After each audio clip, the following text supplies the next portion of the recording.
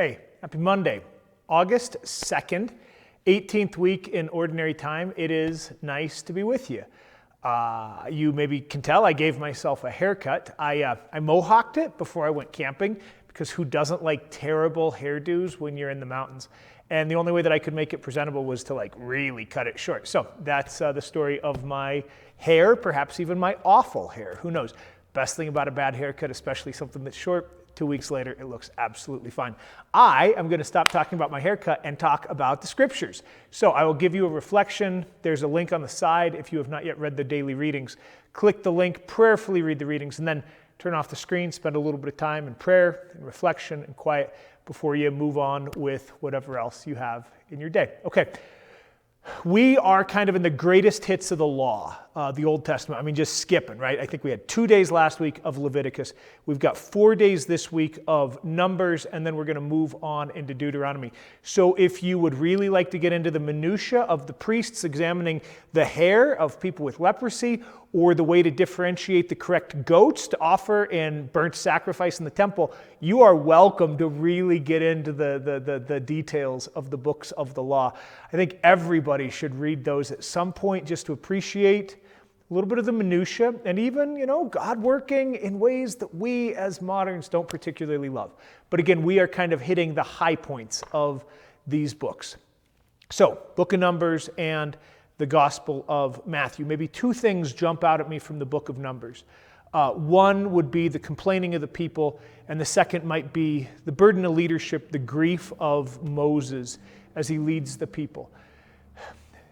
You might read the story of the book of Numbers, and you're like, wait, a couple weeks ago when we were in Exodus, we heard about manna, and then we heard about how God gave quail in the desert. This reading doesn't reflect that, right? We want to remember that these begin as oral traditions in the life of Israel.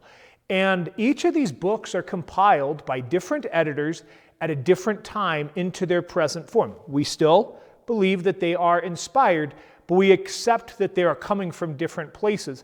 And so, you could make the argument if you wanted to that this is a story in the book of Numbers before the coming of the quail, or you could say that they're coming from different sources where perhaps the people were vegetarian in the desert for 40 years.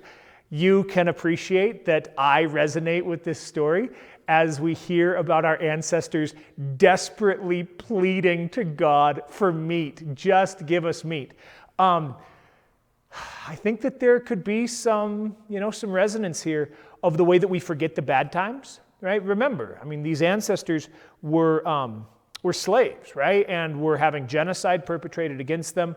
But as they're out in the desert, as the danger is past, their primary concern is their stomach. And, for me, who am well-fed, easy for me to sit in judgment. I know the times that I'm hungry, I can certainly dwell on food, one of those basic fundamental needs.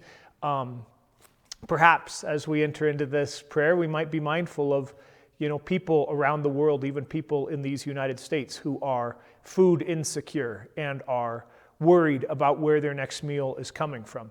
Not sitting in judgment, but instead sitting in compassion and awareness.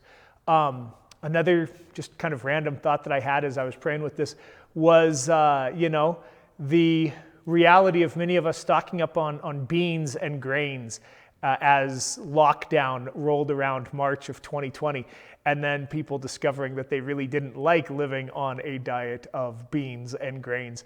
That might have been you. I know that soup kitchens and food pantries experienced an uptick of donations of dried beans, which you couldn't buy in the grocery store, 4 months before last summer. So maybe we can resonate with a bit of this experience even ourselves in the last little while. I hear in the gospel, and then in this book of Numbers, God who cares for the people, God who gives us what we need if only we would open our minds and our hearts to experience the goodness of God, right? How easy it is to overlook God who cares for us miraculously every single day.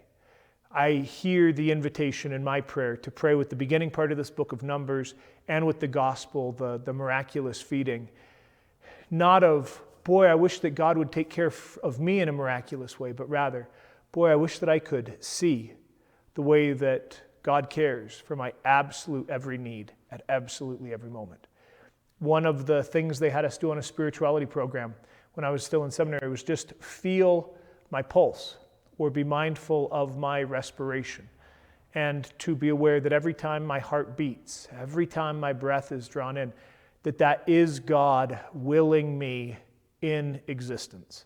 God who is the ground of being, God who is all in all, that is God taking care of me in that moment. So that might be a place to reflect. Second part of the book of Numbers, Moses is grieved by the burden of leadership. Perhaps a place for some of us to enter into prayer would just be, where are we experiencing grief in our life? Maybe adult children who don't behave the way that we want them to, politics that don't line up the way that we desire, worry and fear, struggles with our own faith, struggles with aging of our own bodies, worries about a school year or whatever coming up. What's grieving us? What's weighing heavy on our heart? And to be like Moses. Maybe we don't pray to die, but maybe we acknowledge to the Lord the heaviness and the burden that we are experiencing. All right, friends, those are some things that you might want to pray about in relation to these readings, or frankly, just read the readings prayerfully and pray in your own way. I hope that you have a very blessed Monday, good start to this 18th week in Ordinary Time. Spend some time in reflection. Let's keep praying for each other, and especially praying for folks that are having a hard time. God bless.